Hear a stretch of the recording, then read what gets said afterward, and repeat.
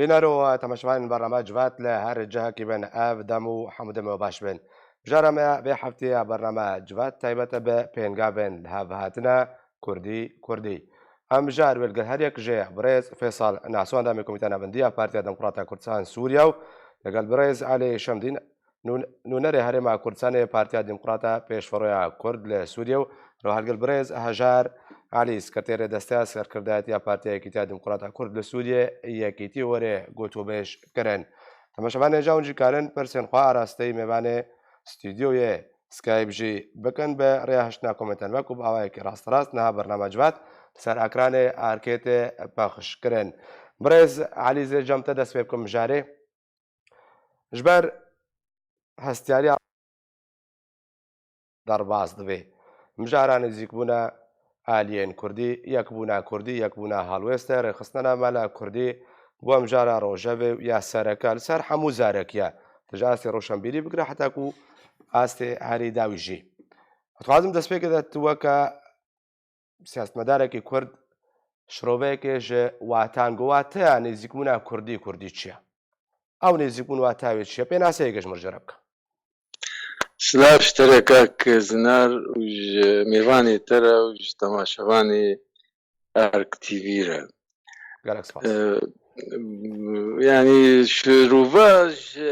یەکرێزیە کورد یەک هەلبەستیرە وەڵڵاه ناوێت وەک ینی تشکی بەدیهیە نەتەنێ کورد هەر ملەتێک هەر عائیلەك هەر ئێلەك يعني يك بقوته ونا يك بشخوا ولاواز وزعيف وخراب وشبا ما أزجاري يعني شروفا يكريزية براستي تقولنا محمد طلب هلال تخينه يعني أمي عكس بيج انتزان ببشقا يكريزي جرنجا دوازده خالداني بونجبوغو برسا كرد وك شبان بوك پنجشیر چلو جناوی راکی راچیتا کنویسی بود 12 خال بون خالك جوانا ادبيجي امي كرد بردن هفدو درب الكرد بعضهم ببعض وهذا سهل وميسور بيقول لك يا هساني وبردستجي يعني او يشخص يقولوا تعبيرك دقيق دانيا انه يك 12 خالي نهشتنا كرد نبونا يكريزيه ويا هري سهل وبردستي بيناكي أبو وبراستيجيكي أو بروجي بحث بكاري وبسركبي ويعني بنيا مجتمعي ماجي آلي كاربو وهيدي برجواندي ومصالحي ماجي كتنا ميداني دا وهو كاري دي تري قالكي أو وظيفة لسر محمد طلب هساني بكر وقالكي بهساني أم بلافون عنها أم دغما يكريزية دنا وهر أو نخشي بردوامها يعني روجانا حفتانا هر صال نافك وددو سسي لستا نافي كردي زيادة دبي أو يعني براستي أزيد شو بيجم يكريزي أما باشتر بله باشتر أو وقتاقو أم بولي دو أو سيسيا ابتدائي دبون جاريج مر شرحت كرن دقوت نيكي اختيار هبو دارك آنيج برا أفشرح بيج جمرة وكرد خويا يا مستوى براستي ابتدائي برا أفشرح جمرة بي أقول دارك آنين هريك يك داواق وتجيدش كنادن وقتاكم كرن دايك يجواق ونما كاريب يعني براستي وسائل توضيحي مدرسة ابتدائي جمردفن قيادات حركة كرديرة دفن جو فين بكن معناه يكريزية شيا جبر جو خصم كرد دجمن كرد زاني معناه شيا جبر ولوجي حمه ولداني قو حمه امكاناتي قو حمه بيلاني خو مؤامراتي خو بكار انينا تشلو مجهف بخن وامجيج هساني جهفت كفن ايدي وقتاوي هاتي براستي جو امج خصمي خو بعلم فير ببن تشلو يكريزي باشا بلا خو بدي هدفل تركيا دنگي خدانا او شهرداري اسطنبولي وبدنگي وادركت واردوغان جي وك كين الثروه ايريشا خل سروج افا عجله تركر خور تركر زو تركر دويك يعني بلا خو بدي بدنگي كردا دركت يديجي اردوغان بس وقتي اردوغان بري خدا روج افا ئەوێ شارەدارێ ئێگۆ دەرکەتی لە ئستانبۆلی پشتگیریاوی کرد ئەڤە یەکریزی دخالێ نەتەویدا ئەم چقا کۆک بن ئەم چقاژ هەب عاجز بن ئەم چقا ینی بەرژەوەندی ئەمە دژی هەف بن بە سوختەی بەرژەوەندیە نەتەوەی تێ مەدانێ گەرەک مەرۆیەک بێت و خەرکێ دیتر یەکن خەلکێ دیتر فێم دکن دبن یەک دژمنێ ئەمە دبێ یەک وختێ شارەداری ئستانبۆلێ خەسمێ ئەردۆغان و پشتە ئەردۆغان شکەناند انتخاباتا لە ڕۆژاگ و بەرێخوا دا ڕۆژئاوا و دژی کورد بوو مەسئەلاک نەتەوەیی و پشتگیریاوی کرد ینی بڕاستی ئێمە ئەدبێقەی کاکزنار ئەدبێقەی ئێمە نابنە یەک نەژبەر ئەم معنای یەکرێزیە نزانن ئەدبێشخوا ئەم شارەزانە ئەمزانن بێ چقا قازانجا کورد ژێ هەیە و ئەمورۆ لەبەر درونێن ئاری دژمنێ خۆتکن چلۆ تێک ببن يعني ئاورۆ باشە مەرۆ شەرح بکە ئەدبێقەی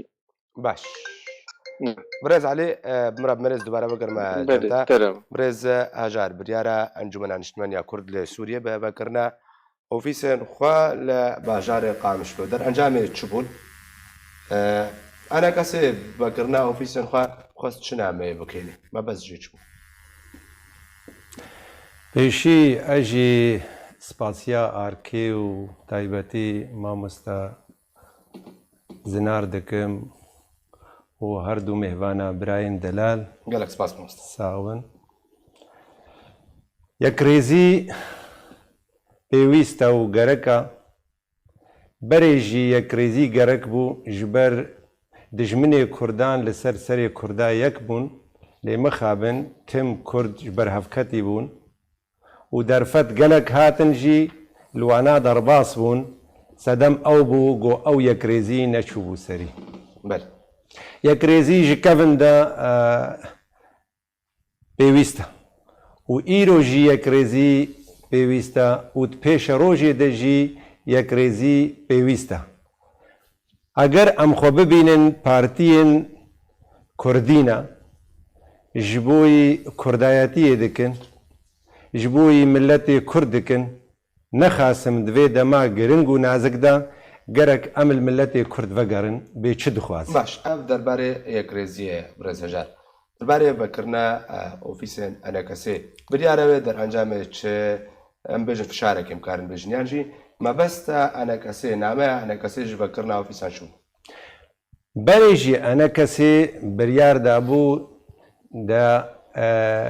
bîroyên xwe vekê biryar li cem hebû û nexasim daxwaza milletê me ji enekesê û xeyr enekesê de ji boî veger an jî pêkanîna yekrêziyê divê dema giring û nazik de ji boî ti hicet û xar ji kesî re nemênin enû enekesê pêk neanîne gavê got yekrêziyê dixwazin enekesê biryar dabû got mekatibên xwe vekê hin ji wan mekatiba cihêwan nemaye hin ji wan mekatiba paqişkirin û teslîhat ji ware dibin hin ji wan mekatiba hinkî te'dil wabû bû hatibû neşewtandin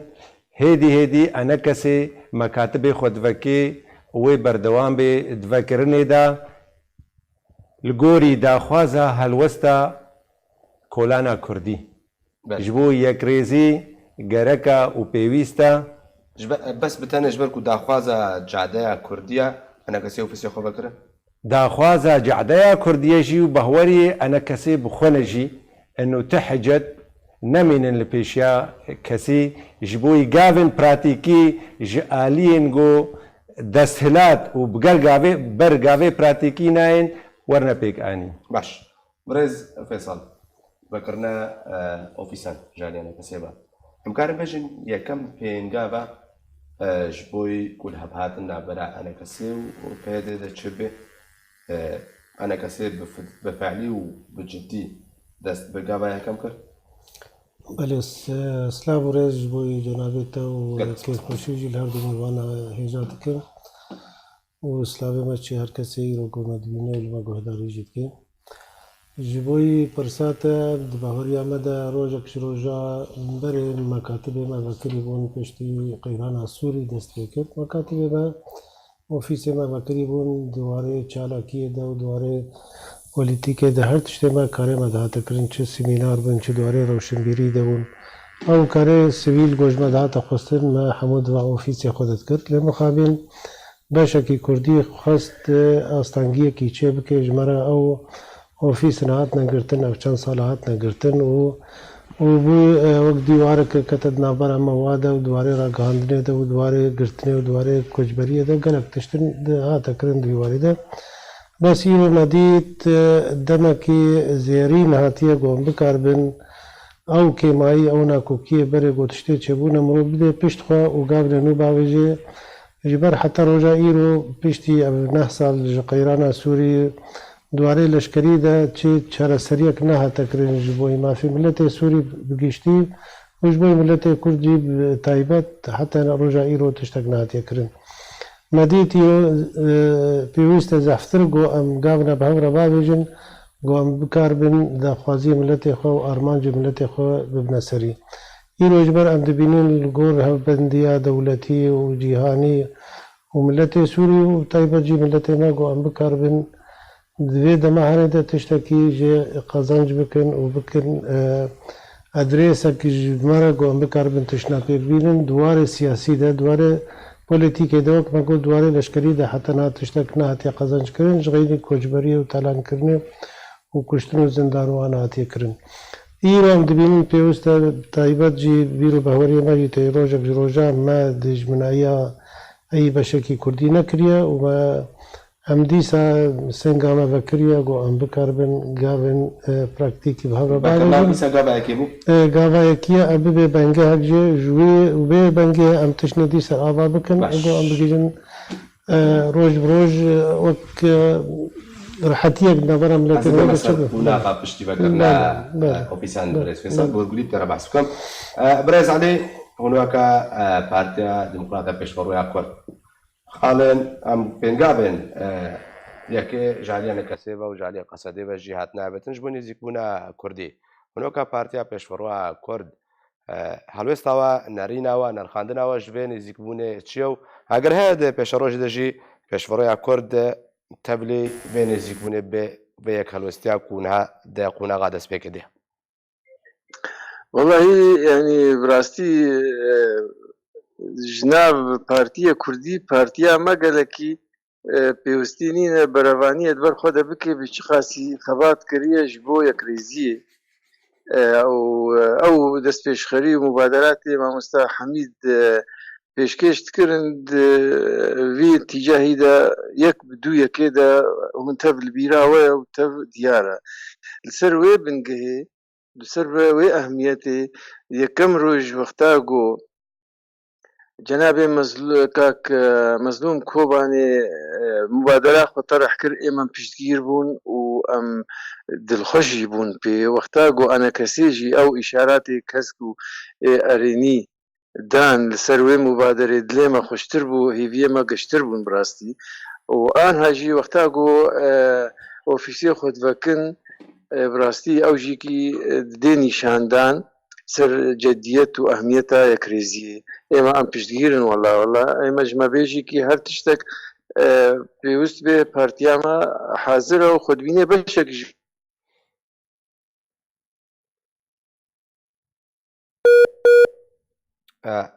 بكوكو خيايا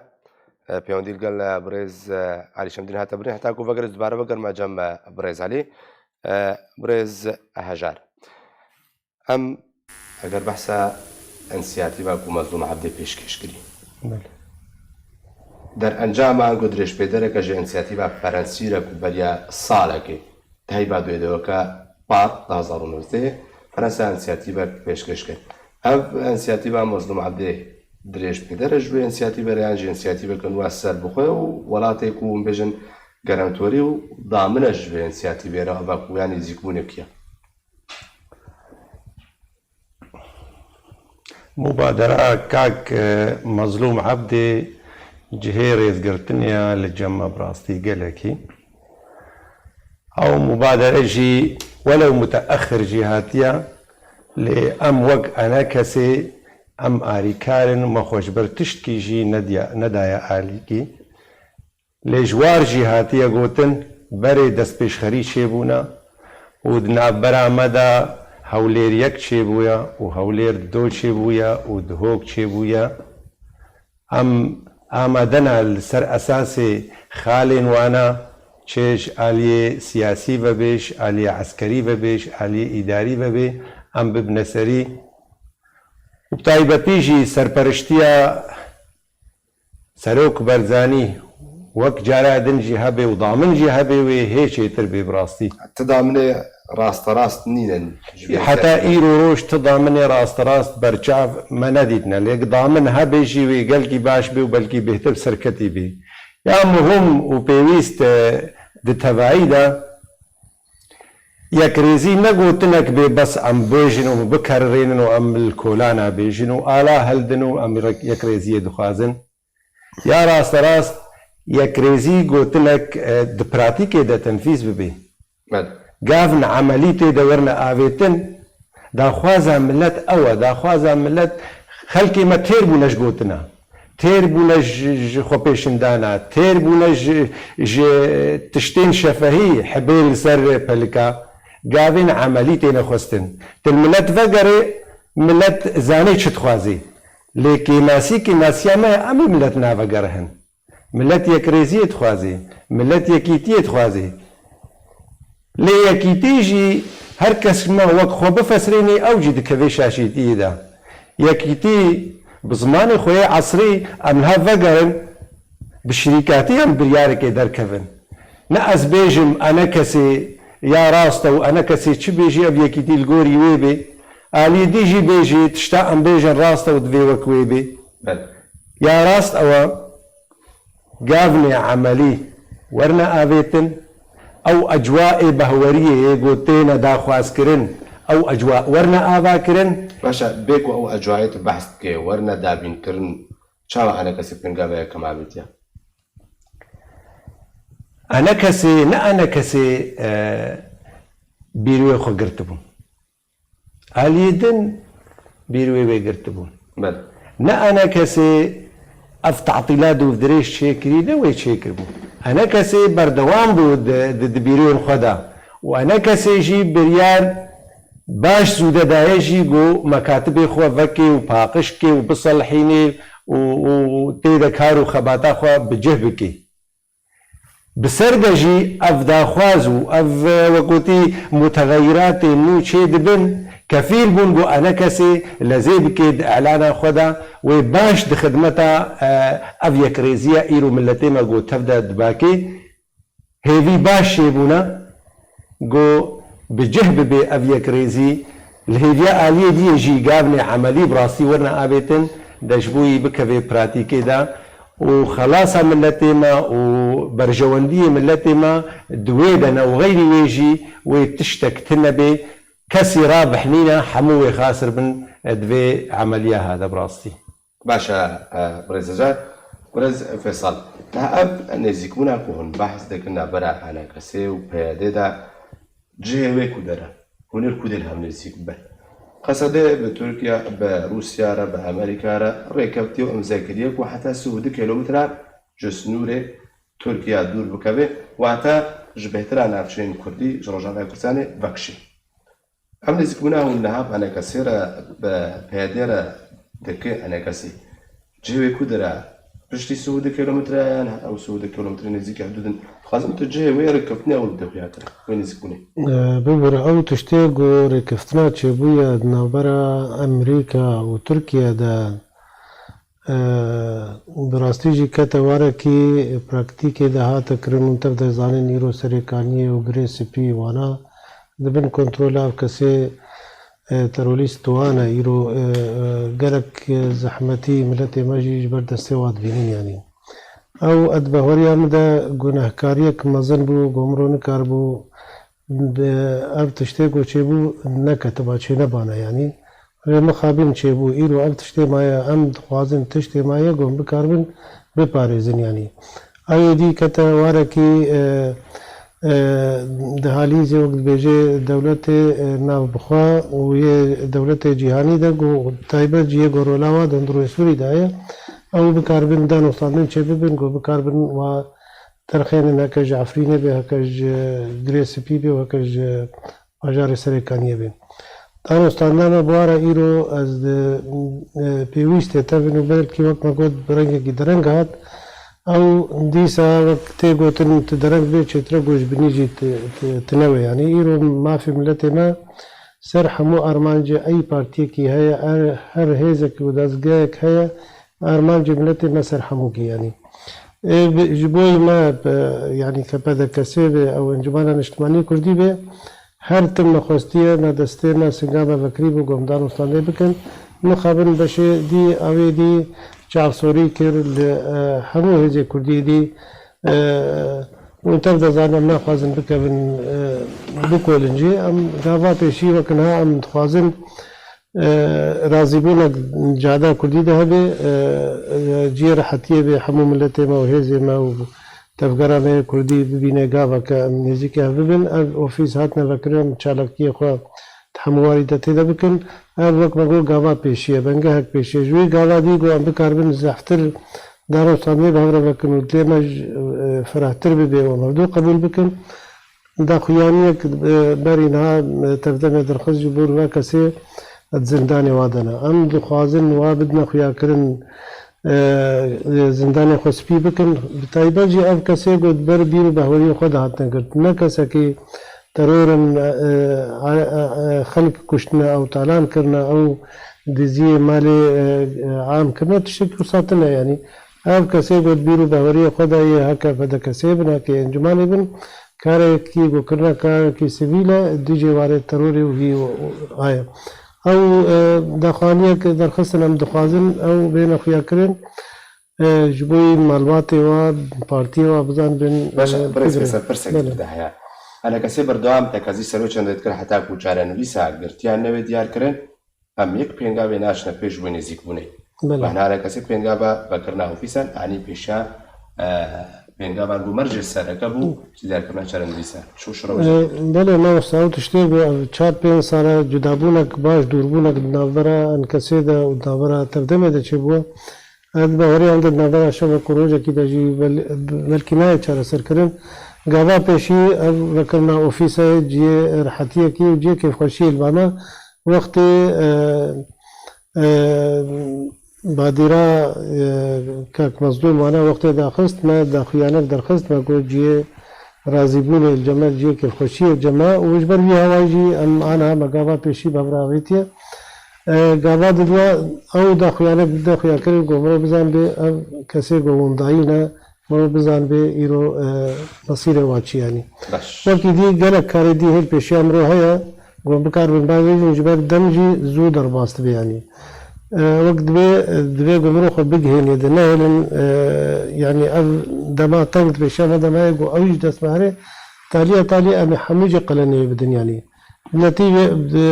انجاب هذا ام تم ام شرزا بين بشيا ملتي خو بشيا حوالي خو هوغي خو وقت بنكار بن فيدمه فايده بكن بخن برجون دي ملتي خو باشا برز عزیز دوباره بگرم جلتا دخوازم ته بردوامیه به برسوا خوب ده برسام کو او بو نریناوا و هلوست آواج بین زیکونه چه اگر هیا کو پارتیا پشورا کرد جی ده پشوراج ده تبلی و نزیکونه به دنیا هات ولا کاک اتکاره بردوامیه به برسوا خواه دما کو پیوندی هاتا برین هلوست آواج درباره نزیکونه و اگر هیا اون تبلی به نزیکونه بن والله وقت مشتر قلت مثلا ام اگر ام قديوين ام قدوين شريكي وانا دفي هالوستي دفي مبادرة دو امي بحمى كاريبون اخوا سربخن واما براسي وك جنابي وزانن يعني اما بالقل انا كسيجي ام در كتنجي انا كثير بس ابدا في وندي نابينا مواقف نبو وهرجي ريز تقديرنا اما علاقاتي ما بوح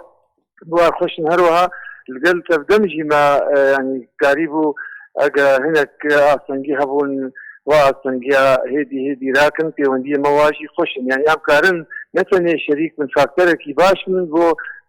قلت كرنا في مبادره وشخصنا هناك يعني براستي يدي نما خيار كالوتي كريزيه قاضي انا خير ريج ويتي بتكمل يعني قال لك تاخير بويا درنجي بويا او درنگونجی دهره گو مرو مجبور به شرط و مرجع خود پیش خود هیله و کهواره فیصل جی گوت يعني گو تره هنا كي مرو عجله بكي امشي كي بوي تجاهي دا تخازن عجله بي وام اليكار نجي كي گوا اف گاف زوبي ابيتن ايمو درايا مدى گافايا كم عن هالهبرون نعم هواري حميد بري وفات مقابلة كتير ابو جاركي قلت نقول شبور نشتني قبر جراء اول امرون خبر اشيش هبره بدن بجارة دي مكارب نجيك هبن يعني وضع هاي اسا كي قال لك حساس إنما قبول دكي وأمروا بفكرة قالوا أمرون يعني أمرجي خو بدنا فيش يعني أدفهم يعني أو مرج حموجي كي حقا باشا برز علي قابلين خاشين أتخازم برسكت ورزش نبكم بله جدما بزاف رزقاري خوازا كرد لا روجاباي كردستاني هيا رونشتن جوين دانوستاندن نابرا ودا تبع آليان ببي دست نشان كرنا هر آليكي بردوامن حموجي تاكازيا سر يك هربلستيه يك ريزيه دكن حتى كان او يك ريزيا كو قال كرد بانجي جيرت كي داخواست كي نهات يكره تبردا برجونديان كسي برجونديان حزبي برجا جيب جيكرنا اجندان ولاتن دربا او حتى شرادك او رولك نريني دوربونا عاليه كردي تبيني انا وقت مشتركو يعني امام من قضايا كير ونشتنا بحبرية ومرجي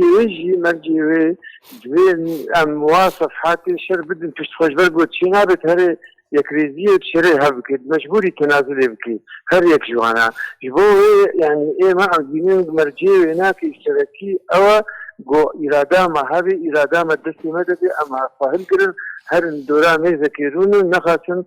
هن جهات دولية كي اكيد چاودير بن و ضامن بن و او شي موجود بن اوي گوها داود كم لا كثير تردمي والايدي تر يكريز بن اكيد تشدير بن او شي كاين دولتي بن اقليمي بن شويه كردستاني وتفجير بن حتما واليكار بن امشي كي اراده مدسمه ذهبي مقارب بها الله مهر دور عمي ذكرون بلا جراء اول هناك شل شيء كده هبيبة جرات دواوي أكيد بقهم خالي مشترك ودليل جيكم قارن لبكن أو هولير يك ودو ودهوك واختاقوا مكر معناه أبا تبدم وأب أنا كسيبه وأب هو كارو سببي وتجمارت من أوجي هبون بس اختاقوا إرادة هبو تشون رونشتن ريت كتن وتشتاقاتي باشي تكرن تشتي بلد بونو وظروف تغيري دي سناكو كي درست بونو دي سنة أمدوري هبكتنا أدلم وقت ما بري وقع عندنا أمكارين جارك بيجبرون وشرب جبو مصلحان بتي خو جارك بيتريب هذا بتفقن باشا برز علي بمرب منا دوباره بقر ما جمتا برز هجار بروجا أنا كسي جبوي قناغا بشتي وكرنا أوفيسانشا بروجا أنا كسي وك كردي سوري لسر خاكا خوا يك ريزي بيويس دبيني وخي ويجي جي بيشي دجي حتى ايرو روش ولجم انا كسي يك ريزي جي قلكي مهمة تاني قاذن عملي وجدية تخوازي يكي انا كسي بل او قاذي عملي وجدي جي دويج آلي ديوجي ورنا آبيتن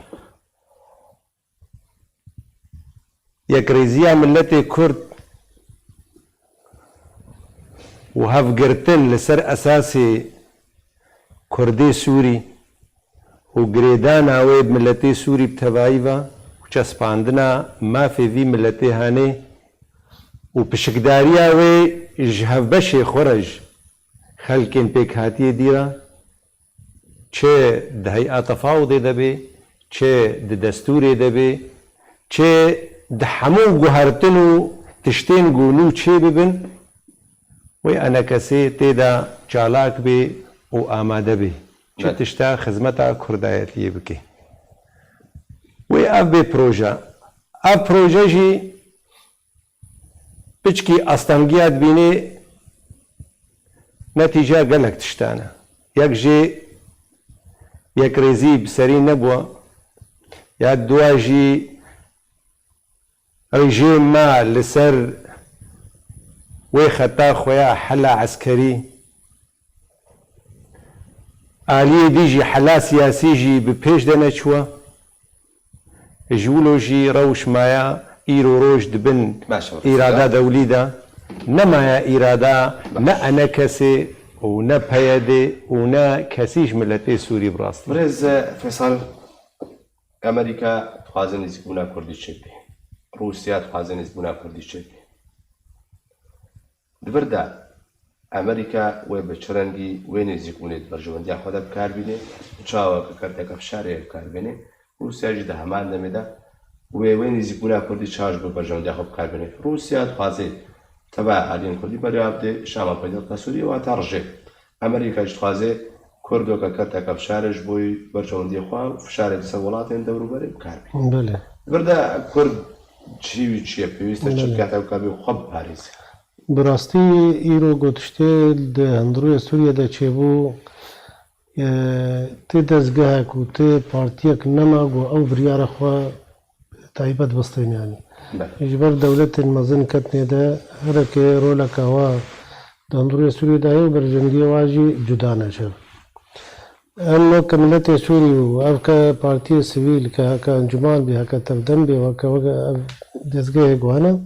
حموجي منوت كاره بيجي جوي بوصلا گو اوات خسر بشيان ايرو وندا كرنج دس وادر كتيا يعني حتى بما فيه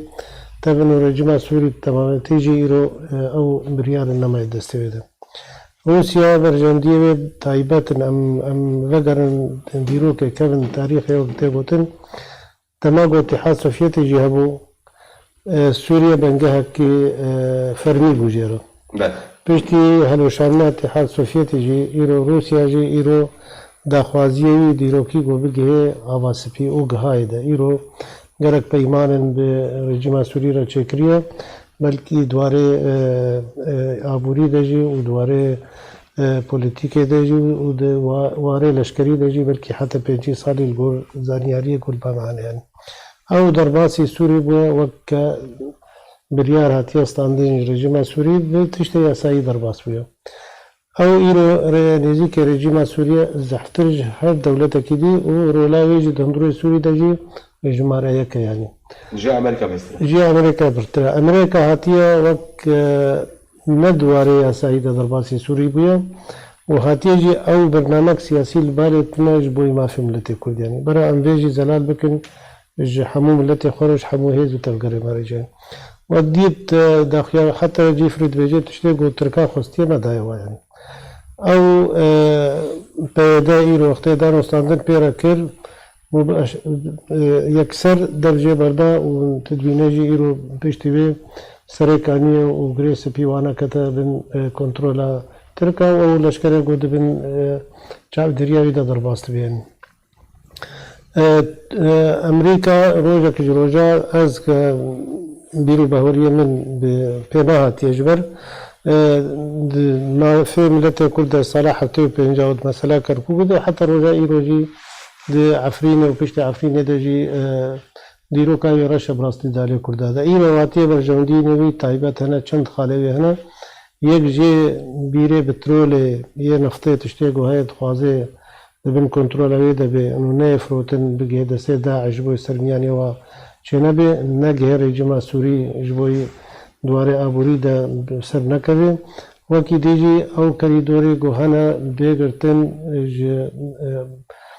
آرامی اسرائیلی زحفتر جیر او گرنگه یا دیجی رولا ایران ده هندروی سوریا ده ضعيف بكي وكين بكي وانتر دا جزانن حتى بلكي يروجي يقول راقا هندني وقهداري كر إسرائيلية الحرس الثوري الدورة شامي وانا بكي وبرينها وبرينها جي عبتشاني حمو تكرن يعني تسير خالي فرمي هنا وقون هذا قول يا روسا دخوازي القول دار استعملي جمعنا نشتماني كردي ودولة ديجي روس نزيكترن بيرو بهورينا دا زحفتر جا أمريكا دبيجي دارو صناعه بكرد يك بالنزيك هبن طبعا بقول كيتي بلكي قلنا كيتي زحمتية بس دبي سيوانا كبد بهندرو سيوانا دا أم نزيك هب ببن وكي كيتي زحمة جدابونك هيا وەک بێژم بەڵێ تەواو ئێرە بینن ئەنو نەرینە رووسا نێزیکترن دەبێژێ چارەسەریەک قەیرانە سووری بدایکردن تشتێکی تایبەت کوردارەتنە بێ دوارێ زمان دەبێت دوارێ ڕەوشنبیری دەبێت وەک مافێ وڵاتی هەندروێ سووریدا شریک بن تێدا بریارە سیاسی دەبێت بریارە وەک ئەی نەبێ وڵاتیەکی نەمرایە دۆ سێ وەک بەرێناداتەکردن بۆ هەرتنە دەبێکردن سیستەما سووریدا هەیکەلیە سیاسیدا وەکی دی بە هەبوونا کورداوی دەستورا سووریدا بێدانین ئەف هەمووی ئەرمان جێوێدا هەیەش دانوستانە پەیوەندیە بۆ پێرە هاتەکردن ئەف بالێ حتا کیجا درجه بيت تنفيذ كرن بكبي واري براكتيكي او الدنيا تشكلي حتى رجعوا له انا بس امريكا هذا بيجي اشكرت بيجي انه تشتك برنامج امريكي ده تشكي وانا حتى نعتنا الكردات ميزينه وك بري خد دي وجيره بترول بباريزن وكدي هكا شركي داعش يجيبوا دواجه ده بن شركي داعش بيكون يجيبوا لشكري وين يكشتنا باشا برس فيصل برز علی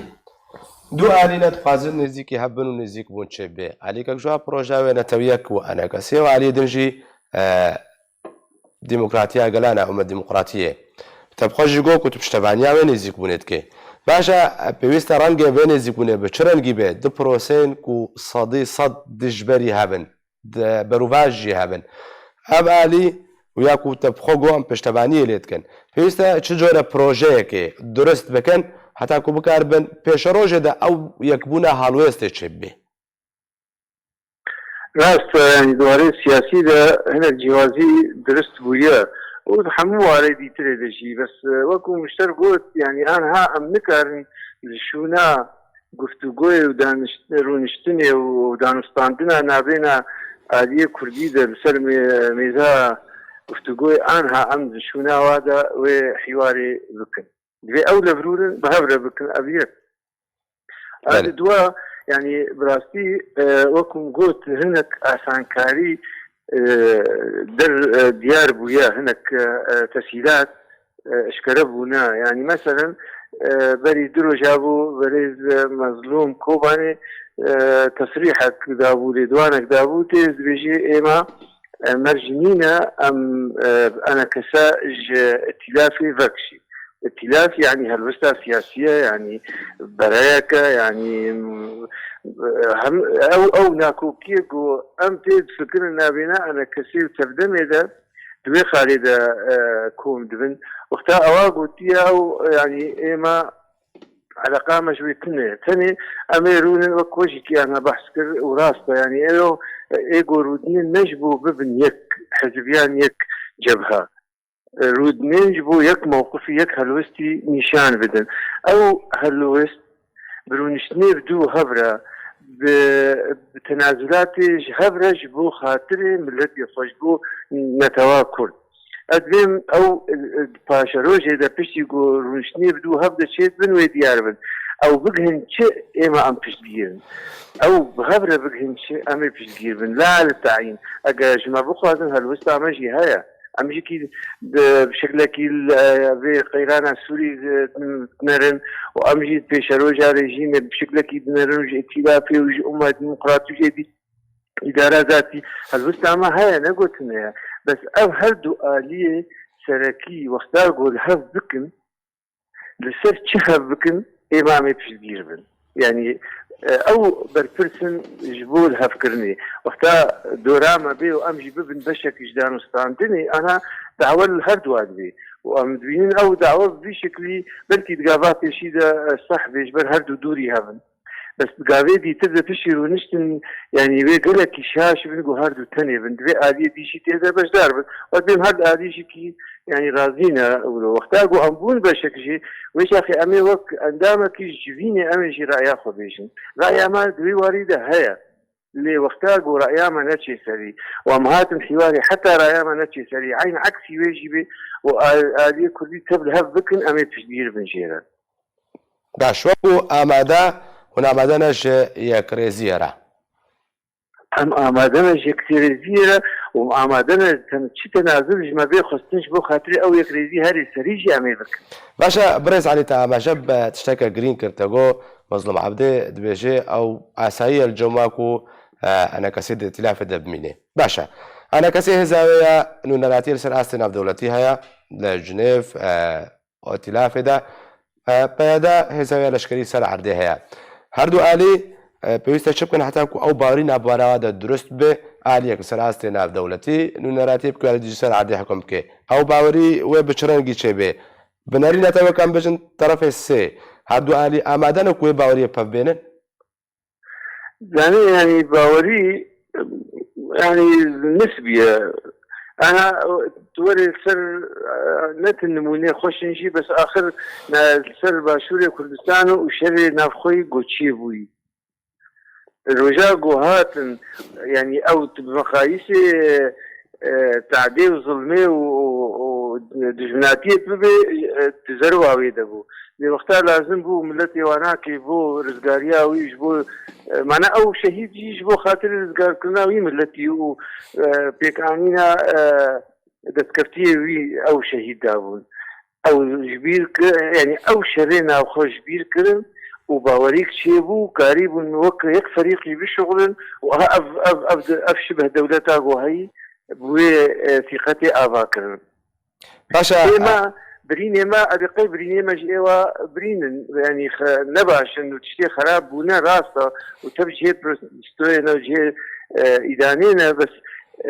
يكريزيا كرد جبو برجواندية كرد نحق الثروات شتاب من سكنين. باشا بريس عليه هذا داوين برس أراستي تبكم سيناريو هاري بيش بيني كديش بوي بيش روجا باي كردستاني أبنا أفتشي يكون ها هنا معنا تقاش بيني يانا بروشا دروشان هذا الجوري بيشاتين سر عرض شدبن نقش بينم ننتني نقش بينم قل كي ما ترسي دارجي بيش روجا كرد بيروشا أنا وباش تكن يعني برادري ما يسر عرضي باش تكن وقتها قوبي أو جيبي استجابي تكن جبو دعوايا كريزية تكن شي قال لك تشتكي باش تكن أمناك من سببي شما أنجام ده عفر باشا ولو يعني وقت قبل فوات الأوان يعني درنجة وقال لك درنجة هاتية بس باشترقوا بيك جاريني جبوي أم قل كي دعوي براي خوي أنا كسيت كن هناك من تفاصيل هذا دقابة أو دقابة دي تريد وقت تفاصيلها هي نهاية بعجلة ذي فتاة برادري ما يدي قازان جبكن وبعجلة كارب رونن وأم كاربن في درفتاق وهاي برناماني هندك ما نميني أو طابقتي وأب دولتي بتلهيزي قراد جينا خوتين نا الدو أنا كسير تفدم وإيدي تقري جبو ببنيك روسيا ببيك أمريكا ببيك فرنسا ببيك أنا هذه ريجيم جيت بمعازي بخير بكم كرد ليك فلا خبتي أم تاني كرد دعوة هناك براستي إيدي هاي آتكي يعني نما تحمل بعفين داقير بو الأبيض حتى سريكاني داقير بو تغييرات ديموغرافية تشيبو كوباني والجزيرة بنت هديدة روجاندا يعني تركيا روجا بخوازي بي أنها خويا روجي وكشينا تيها ناي يعني روجا بخوازي بي أفقا فرسا كرد السوري بربنا ماني تشي هين أمنكا نسر دورامي ذكيرون راسي أبناكي إيدي قمانكي قلكي مظن سر متابعة شيربي ويكلي من نكاري تاريخ هذا دفاع برخوة بكي أم هافرونن حمى أطرافين متصارع إيه بيجمني هاف إيجو هفتو تنكرن وإيه قوتها مظن ذي طيران سوري تحالفات باشا بريس عليه بريس هجار ناريناتان قلت شوا بيش روجا ناوچيت تخوينيش روجرت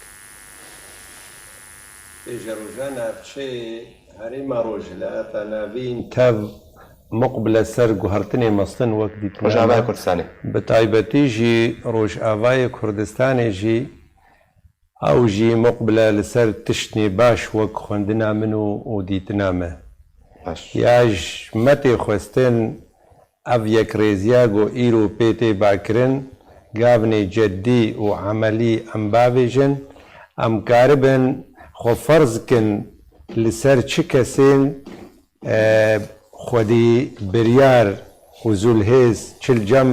ئەمریکانا بێ چل جەم رووسا بێ چل جەم فەرەنسیا بێ نە ئەو ژمەر بێژن ببنە یەک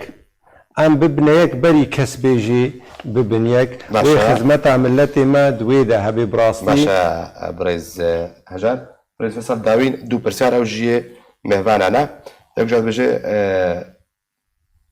ڕەوشە عەفرینێش بەش عەفرینێ دوێ نێزیکونە دەنایە باسکردنە بەرانە کەسی و پێدێ دەوێت چاوە شڕۆبێژەرکردنە و ژیا بابێ ئازاد یوسف هەروەها خانم نەورۆز بێجۆژی بجێ پرسیار ڕاستەی برێز فەسەڵ بکە ئەگەر هاتوو پێدێ جارێکی دوگەر هەست یاستا خۆیان بەری بۆ قوڵ بین بێش ئەنە کەسی وقتیانە کەسی ji bo pirsa Efrînê çi pêwendiyên danûstandin di hundirûyê Sûriyê de çi bi hêzê guhatiye danûstandin çi dervayê Sûrî her xalekî giring û mezin di Efrîn hatiye behskirin di wa danûstandê me va dewleta re çêbûye. Wîzaretê derva binî nûnerê melefê Sûrî bin her Efrîn wek Qamişlo wek Kobanê wek Serêkaniyê wek Dirbêsî Amûdê em ne pêş û rewşa Efrînê û tiştê ku tê kirin em dibêjin yanî. Ya ji ber bersiva Newroz hevala Newroz tiştê ku dibêjê rast e zehmetiyek wek ew bîr û behwerî belkî hatiye şikestin bes di warê siyasî de tiştekî mustehîl jî wetine bê ne zehmete jî gelek wextê ku em danûstandê bikin em ev xalê ku medanîne gava ewil e وقتین ببینن نه چاره سرکرین گاون پیش ورچن هنگام رودکاری کمیتانا بندیرونه بریاره کی بستنه حتی کی جا درجه بکار بین دانستان نبکن بس از دوی بهوریه داره سوریه وقت بری نماد وگری بری 2011 هم بیجن وقت مگود دست بگا گوتنا خواه هر دو حوالی دیجی گوتن ایرو دولت مزن ایرو تید دندروی سوریه داره بریار دفتر بریار وایه از دبیجم و که ملت ما کرد و ناوی بکه به دستور سوری ده و معاف ملت سوری تیده به نفساندن و ببی وثیقه او تشتکی گرگ مزن فیده بکنه. گرگ سپاس بوی برز علی شمدین و نری هریما کردستانی پارتیا دموکراتا بشوره کرد لی سوریه و سپاس بوی برز هجار علی سکرتیر دسته اصل کردایتی پارتیا یکیتیا دموکراتا کرد سوریه یکیتیو سپاس بوی برز فیصل ناسو اندام کمیته نابندی پارتیا دموکراتا کردستان سوریه کل گلمه بون تماشاگران جا گلگ سپاس بوی وجه کن گلمه بون هر شاد و بختور بن.